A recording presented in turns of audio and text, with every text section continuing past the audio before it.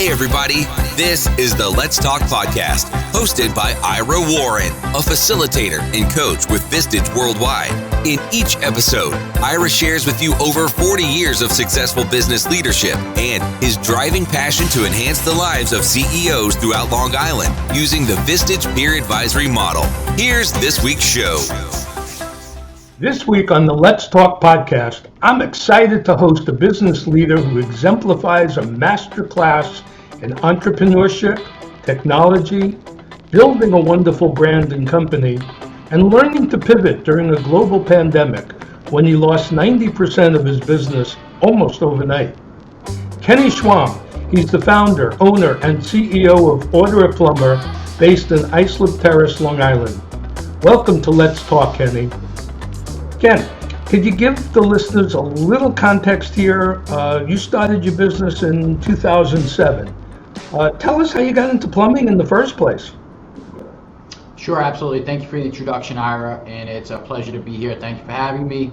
And I got into plumbing at a very young age. I started off in the business, believe it or not, when I was 12 years old. My brother, who is the oldest of my siblings, 18 years older than I am, had gotten into the plumbing business, went out on his own and started his own business. And at the time I was 12, I wanted to, make a couple extra bucks. So I'd asked my mother if she could call him and ask if I could work with him on the weekends.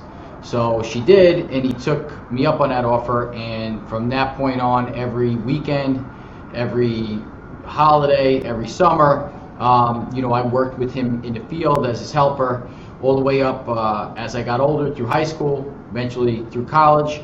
And then when I graduated college, I had come back and continued working for him in the business and learning the trade, learning every position in the company all the way up until 2007, which at that point we decided to split apart. And I went out on my own and started my own business. Wow, that's just a great story. When it came time for the, here it was, 2 years ago, and before that, what kind of plumbing were you doing? Were you doing residential or commercial?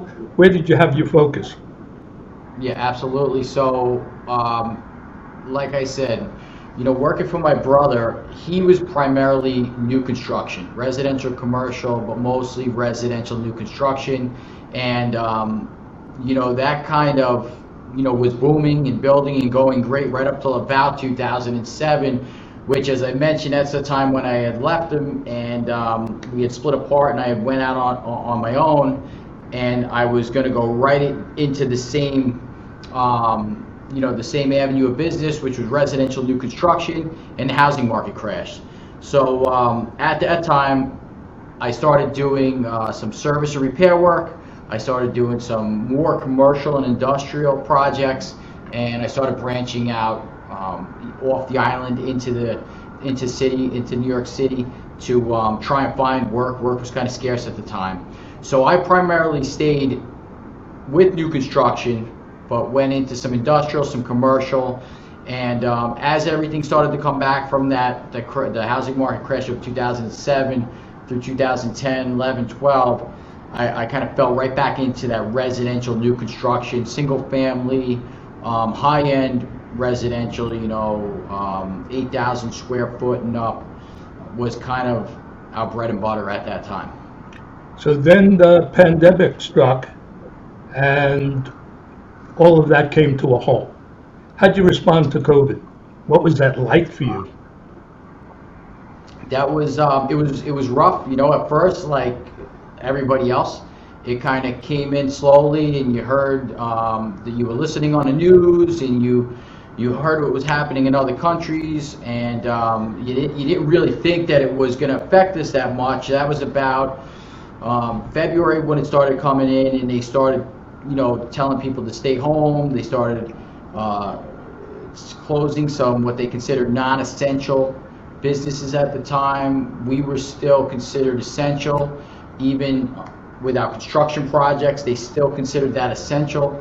We continued to work on our construction projects, our apartment complex, multifamily projects, all the way through March. And it wasn't, if I remember correctly, midway through March, maybe the end of March, that's when the federal and state governments had come out and they had said that new construction in general was not considered essential unless it was, for building hospitals, infrastructure, or affordable housing. So they kind of really, put labels on exactly what you could be doing. So right there, going into April, around the end of March, it was overnight. It's like somebody just shut the switch off. All of our construction projects stopped at one time.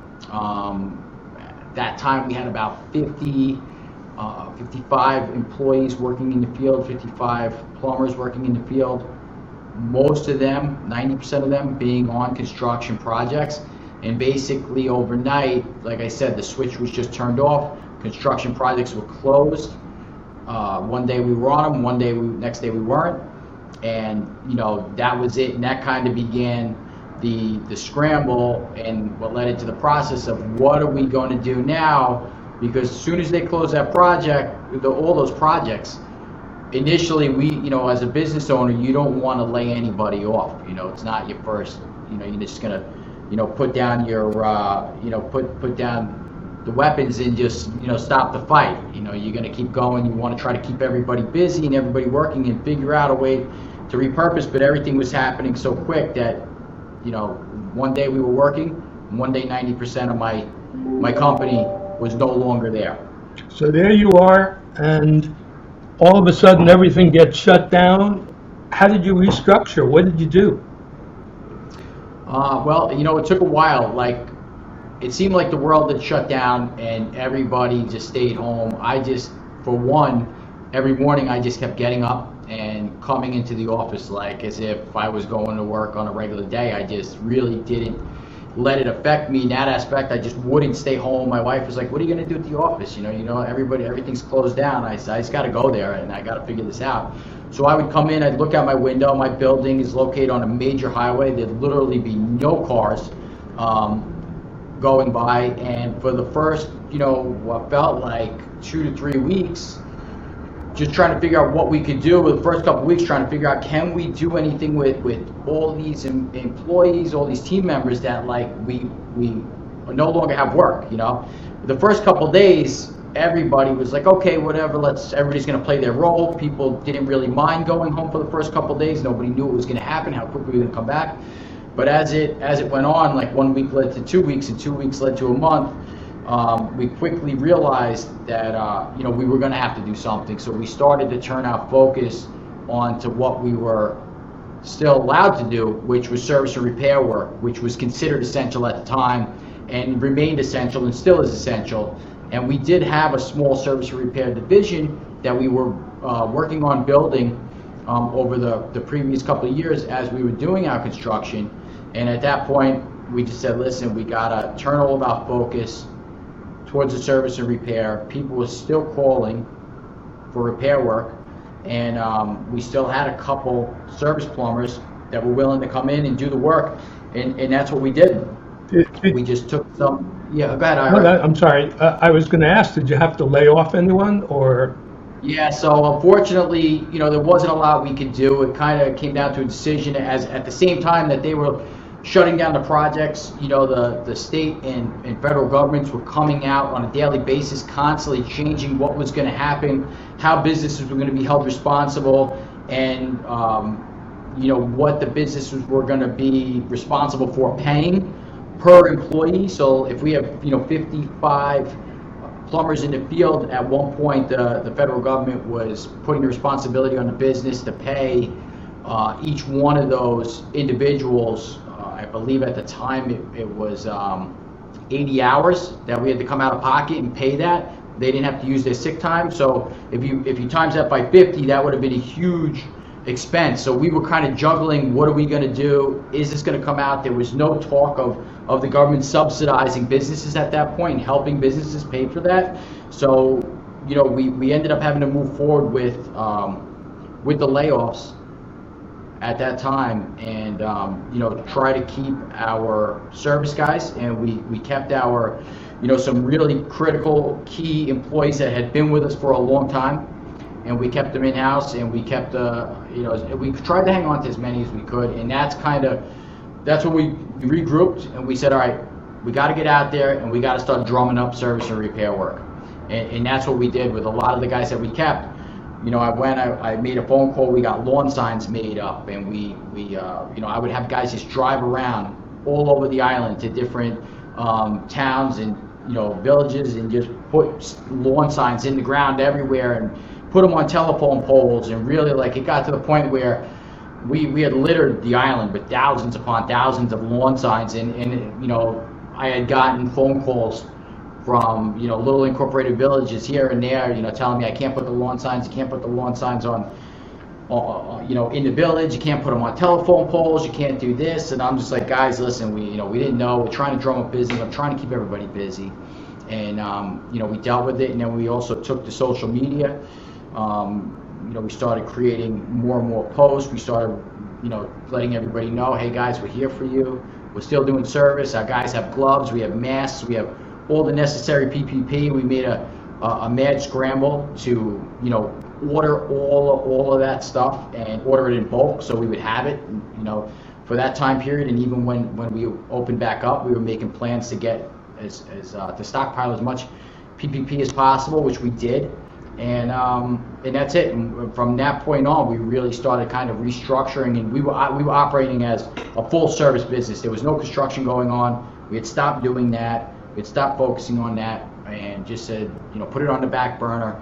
And we started putting in processes and protocols and best business practices to be able to grow a service division. What's amazing to me is, in listening to you, all I could think of is how committed to your staff and your people you are. What other problems did you run into during this period of time? It must have been really difficult. Yeah, it was difficult. Listen, the major problem is just, although you want to keep people working, you want to keep the team working, it was touch and go. It was some scary stuff at the beginning. Some of our team members would get nervous. They didn't want to get sick. They didn't know whose homes we were going into. So that was probably a big obstacle right there. And that, coupled with, we also have clientele now that needs our service, and they need us to go there, and they need us to be in their home when they're basically locking everybody out. I remember this is a time when people were wiping down their Amazon packages, wiping the cardboard with Clorox wipes. Like, that's how nervous everybody was.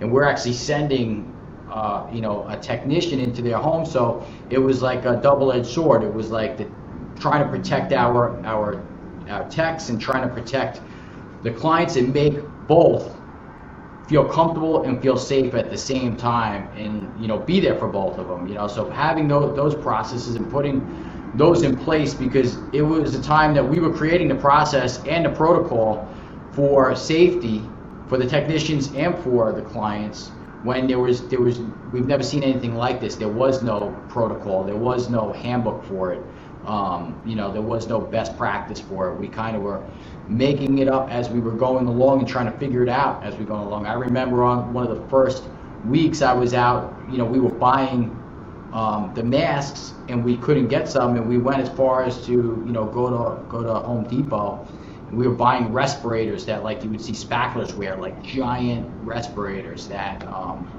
we were having our technicians wear, and these guys could barely breathe in these things, but they were working in them and going in our clients' houses and performing plumbing repairs. And so that was a major obstacle, and fortunately we were able to push through that and overcome. There's an old saying that it's lonely at the top. And here you are running your company. Things have been going smooth since 2007. And all of a sudden, as you said, this whole experience of where there is no playbook, there is no guidance. How did you manage to stay on top of everything and move forward? Who did you lean on? How did you get what you were going to do? That's a good question. So I would say, listen, in business and owning a business, running a business, everything, it's never really a smooth ride. There's always bumps, and the one thing that I pride myself on is I tell everybody, as I go, I seem to hit every bump in the road. I quickly learn from it and readjust it and refocus it and keep going. The pandemic itself wasn't a bump. It was kind of just like a giant cliff, that everybody was falling off of at the same time. And I remember at the time, the people that I leaned on the most for advice and just to kind of brainstorm and kick around ideas were fellow business owners. I have a lot of friends and my clients as well that own restaurants, and they were greatly impacted immediately. So some of them would actually come by my office and just sit for an hour or two and hang out. What'd you hear? What do you think? What are you doing? What do you think I should do? Especially when it came to stuff like, payroll protection and EIDL funding and stuff. Like, nobody really had a grasp on what was going on. Thank God I had a great relationship with my bank and my bankers, who kind of kept me abreast of everything that was going on play by play. So I kind of became like a conduit to my friends and other business owners that at the time didn't really have a good handle, and their banks weren't giving them the information that they needed, and if they were, it was just generic, vague information. And so that's we leaned on each other, the business owners alike. That's really what helped get us through those first couple months until things started to get panned out and put into place. Yeah, you're fortunate, I think, in that you had other fellow CEOs and business owners that, there is nothing like being advised by peers who've been there or in the same situation you are. Well, now we're Absolutely. 2022. We've gone through Delta. We've hopefully gone through Omicron. Hopefully, lots of things may change and lots of things won't. How do you see 2022 and where things are? 2022, the business is a completely different business than it was when the construction sites got closed down. So, like I said, we continued to focus on the service, and we built the service up to now. Prior, we were 90% construction, 10% service, and now we're 50-50, and with a focus on continuing to evolve that to the point where we're 90% service ideally and 10% construction. So, everything is looking good for 2022. A lot of the processes, and we made investments in software for the service, so we're constantly monitoring month-over-month revenue. And now that we're out of what I would call the pandemic, the initial phase of the pandemic, to where we started to ramp back up, and now we're in 2022, we have a 1-year look back. We can look back to 2021 and say, okay, this was us ramping up, and we did very well in 2021. We doubled our service revenue from 2019 and I mean from 2020, I should say.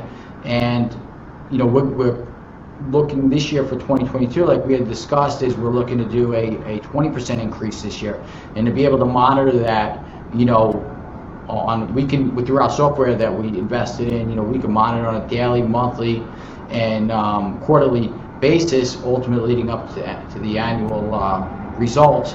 So we're looking good, and I'm confident that we're just going to keep on pushing forward and keep on growing the service end of our business. It's interesting. I'm listening to you and what you went through and how you pivoted through all of this, and I'm just struck with the fact that in a very strange sort of way, this may have been one of the best things that ever happened. Here you've restructured your business to a different business model. You probably gained tremendous support and loyalty from your people for how you treated them. You learned a whole lot.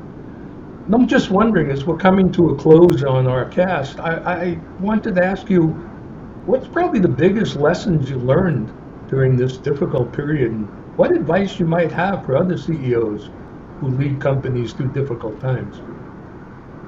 I would say that looking back on it, it's just, you just got to keep going to work. I saw a lot of other businesses, throwing a towel, and there may have been some underlying reasons prior to the pandemic, but the fact that I just kept coming to work and just staying focused and, one day at a time, eventually, whenever there's a downturn, there's always going to be an upturn. Wherever there's dark, there's always going to be light. And, through every bump in the road that I've hit, even leading up to the pandemic, you quickly condition yourself to know when you're going through a bad period or a bad time. And I just immediately accept it and say, okay, now, this is the rough period. I gotta push through it, and I'll be much better off, and I'll be prouder of myself and happier with the accomplishment once we get out on the other side of the tunnel. And that's what I would say, just don't throw in the towel, stay focused, and just look at all your options. Don't get frustrated when the answer doesn't come to you right away. It will reveal itself. You just gotta keep moving forward. Just keep moving forward at all times, and eventually a door will open right when you need it. Yeah, it's funny. I just saw a quote by Dolly Parton, who said, "If you want to have the rainbow, you got to put up with the rain." And I think you really do exemplify that. And it's an absolute pleasure speaking with you today, and you're sharing your experience with our listeners. Tell me, Kenny, how can we find out more about Order a Plumber? Absolutely. I would say the best way to find out more about Order a Plumber is to go to our website. That's orderaplumber.com, and take a look around. You can also check us out on Facebook, Instagram.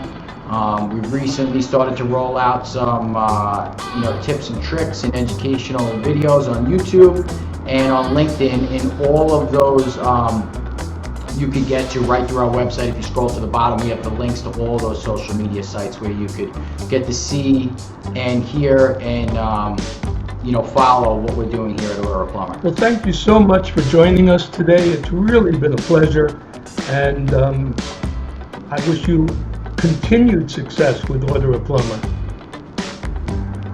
Excellent. Thank you, Ira. I really appreciate the opportunity. I appreciate being here, and thank you very much. Thank you. Thanks for listening to Let's Talk Podcast with your host, Ira Warren. I hope you enjoyed the discussion. If you're interested in joining more than 23,000 members across the globe that count on their Vistage Peer Advisory Group to help them make better decisions, be better leaders, and get better results, then let's talk. As always, you can head over to irawarren.com to sign up to our email list, get more information on joining my Vistage Peer Advisory Group, as well as check out all the links and resources in the show notes. That's all for this episode, folks. See you next time.